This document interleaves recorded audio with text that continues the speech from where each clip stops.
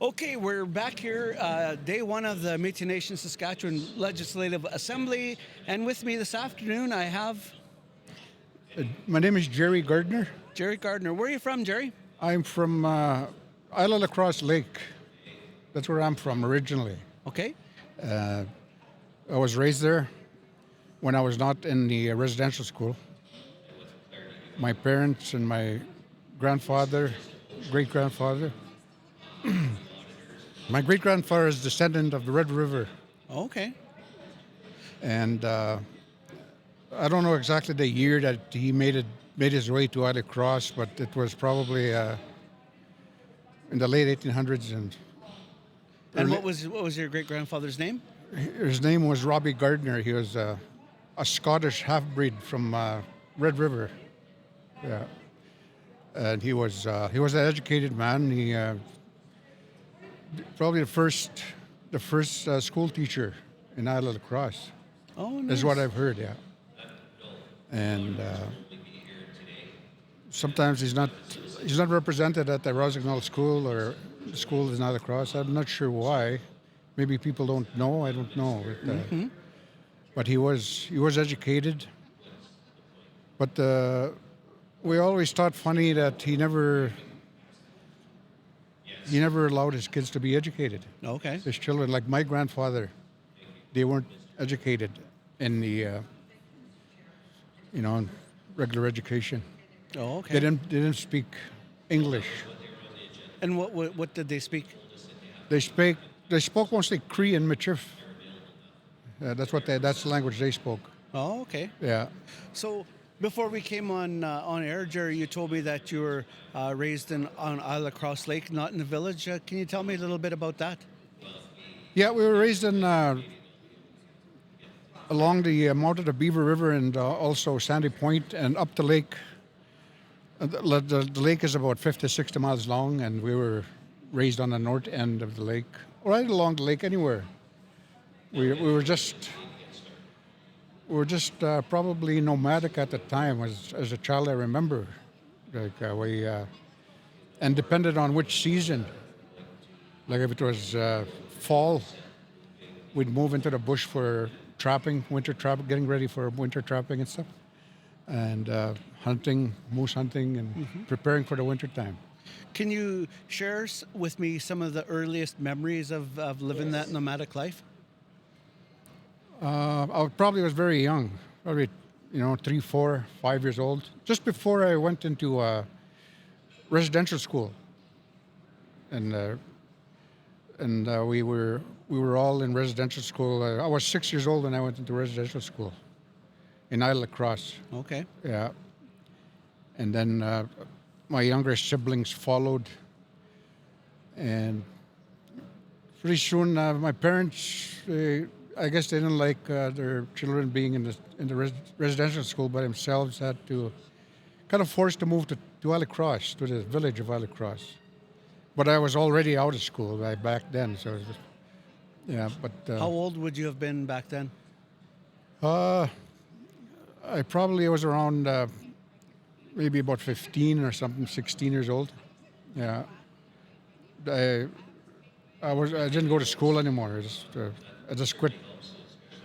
I forget what grade it was, but I took off and left up north. I worked the summer. And had enough money to charter an aircraft, a float plane, and it took me north to a place called Moose Nose Mountain Lake in Whereabouts Cree. whereabouts is that? That's straight, probably northeast of Isle of Lacrosse, about 50 miles along the Churchill River. So that's where I spent almost 20 winters trapping. A trapper. Okay. And what animals did you trap, Gerry? Probably a lot of foxes back then, and minks, fishers, and then there was a period of about 3-4 years later on that the lynx were you know, average $800 to $1,200 a piece. Wow. So if you pulled out 30 links, as a young man, it was good. And at the same time, it was not good because, as a young man, when you come back to town, then you do quite a bit of drinking there Oh, okay. and all that, the stuff that young people do. But I don't know if you ever did that. You look like you were a saint, but Oh no, far from it, Gerry. Far from it. What was life like being a trapper? oh, that was I never forget it to this day. It was the best part of my life. The feeling of freedom and nobody ever bothered you because where I was, there was no sign of other humans. I was by myself. It was isolated, no roads, nothing. The only access, well, besides walking, would be airplane and the snowmobile in late winter time. And we eventually made a trail for a snowmobile, and that's what we used. And then later on in life, I had a few dogs. I used dogs for traveling. Yeah. And where did you learn how to trap, Gerry? Well, we learned how to trap ever since we started to walk when we were kids. Yeah. Our dad, that's where our dad lived, so we knew how to do it. It came natural to trap and to learn the forest, to learn where the animals walked and where certain animals were. Because it's certain seasons where you get different types of animals. Like the lynx wouldn't get prime until maybe December. Fully primed. You get them earlier, but the beginning of December, the end of November, they'd be fully primed, depending on the weather. And the foxes would be earlier. What do you mean by primed? Fully. I just suppose it plumed, but like a bird. They have the under fur and the guard hairs. They're fully furred. I don't know how else to explain it. Okay. Can you elaborate a little bit on the guard hairs and the other hairs? Yeah. As it gets colder, the fur starts getting more Thicker? and yeah. But then again, it didn't stay very long that way because once you get into January, then they start what they call a rub. They start rubbing, like you get a warm day where the snow melts and they lay down. Their fur, especially the guard fur, would freeze onto the snow. And when they got up, they pull it out. So eventually the fur wasn't that good. Really? Yeah. So it's just the under fur that they had, but that guard furs were gone, especially around the sides. So as the season days got longer, the quality of fur was just downgraded to it. So we stopped trapping when that happened. So days like melting days in January was not good for trapping, or any day in wintertime when you're trapping. It's not good for the fur, especially foxes also. Okay. They rub really fast. It's called a rub. And you said it wasn't good because the quality of furs went down? Yeah, well, you can see it when you go sell them. The fur buyer recognizes them right away, so you don't get as much or hardly anything, depending on how much they're damaged. Oh, okay. So when you were in the prime of your trapping career, where would you take the furs to go and sell them? Sometimes we shipped them to fur auctions, but most of the time we sold them to, we had a lot of fur buyers back then. People would, there'd be the Hudson Bay stores, and L'Orange had quite a few fur buying stations. We kind of knew where the best price was. Yeah, and then we knew the quality of the fur too. So the poor quality fur, we went and took them to the people that didn't really recognize the fur, so we kind of sold it to them. The good quality fur, we took them to the guys that knew the fur. Oh, okay. So we got top price for them, yeah. So you try to get the top price Oh, yes. at both Oh, places. yes. We knew what we were doing, yeah. Yeah. Yeah. So when did trapping start to decline?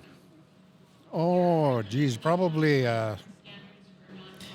in the 80s. In the 80s, it was good. It was really good. The 80s, and then 90s, probably 90s. You know, the ending of the 90s, it started to decline. There was a very low demand on fur for one reason or another, so it wasn't. Started to decline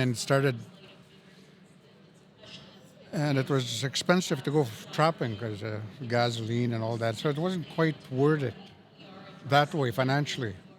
Yeah. But in a matter of healthy living, it was good because we lived off the land, and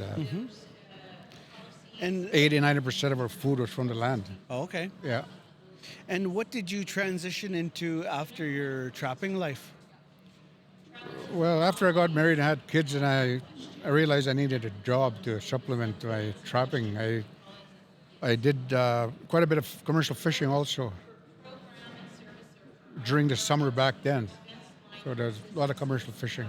Okay. And then I started working for the government about maybe a little over 30 years ago as wildfire management firefighter. Oh, okay. And how Yeah. long did you do that? A little over 30 years. I'm supposed to be retired this year, right? Like right now. I'm still putting it off, but I will be retiring now pretty quick. Oh, okay. Pretty quick here. Congratulations Because it's an institution where it's hard to get out of, you know? Yeah. So what's more in your blood, wildfire management or trapping? It's all land. It's all related to land, so I love both, all of them. Anything that's related to land. I've always been a land person. So I travel the land, from the land, and I travel from the air also. I do a lot of flying with the helicopters and other aircraft, fire detection aircraft. Yeah. And so in the fire business, what was your role there? What did you do? Well, the beginning I was just like a crew member. I was just, the regular crew member. Then I transitioned into, well, not very long, into a crew boss. I was a boss of because of the fact that I knew the land, so it was easy for me to go into it. And then the past 10, 15 years, I was fire supervisor. Oh, okay. So all I did was coordinate fires. I mostly in the air and coordinated fires. I placed people in strategic areas where, So there's a lot of things like you got to know the weather forecast and all that stuff, and the winds for sure. You have to know all that, and I knew that naturally. Naturally, living on the land, you know the weather, and you have a good idea what it's going to be like next tomorrow. But with the firefighter management, have weather. We got our own meteorologist. So we just about know what kind of day or what kind of wind's going to be. So you gotta know all that stuff. So that nomadic bush life was in your favor when it came yes. to Yeah. wildlife or It firefighting. It was easy to get into that life. And so, were you married? I was married, yeah. Okay. Yeah. And what was your wife's name? Her name was Rita. Yeah. How many children did you and Rita have?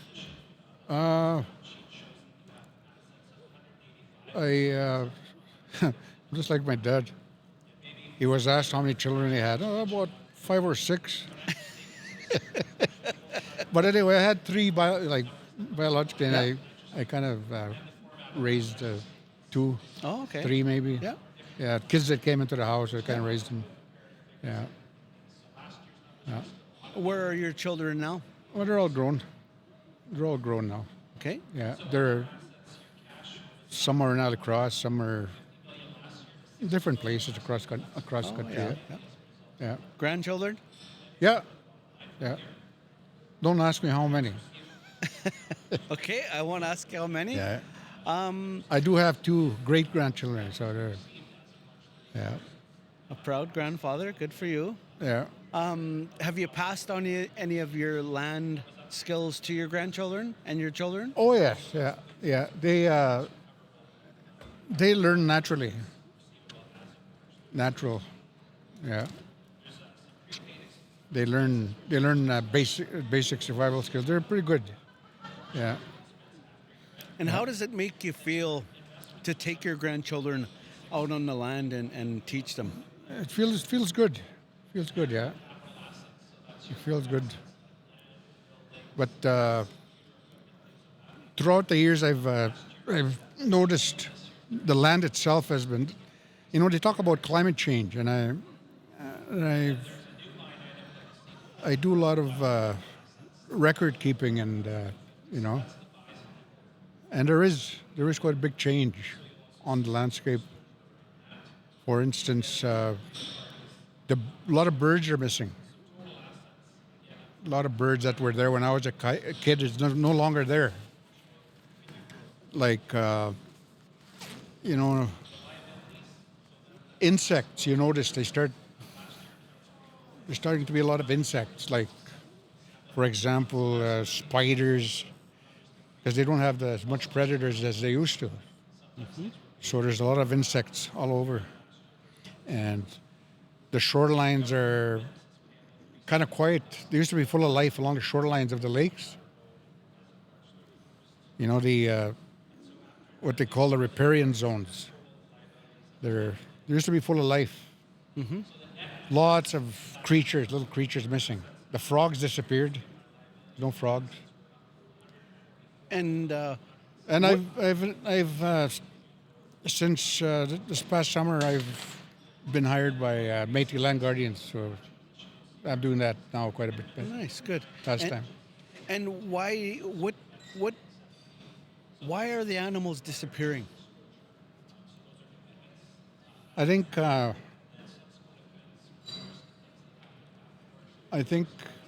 lot of it where we are is there's fallout from the tar sands of Alberta.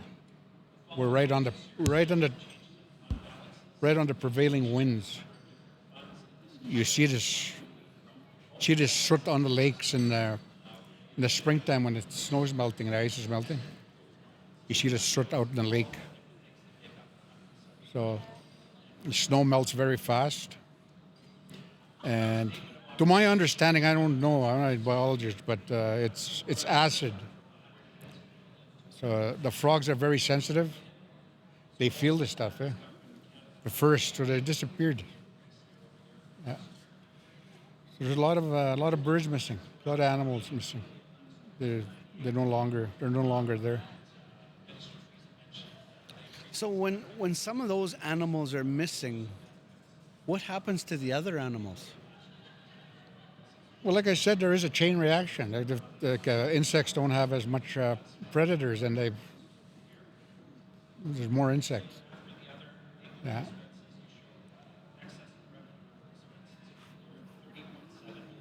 Mm-hmm. Okay.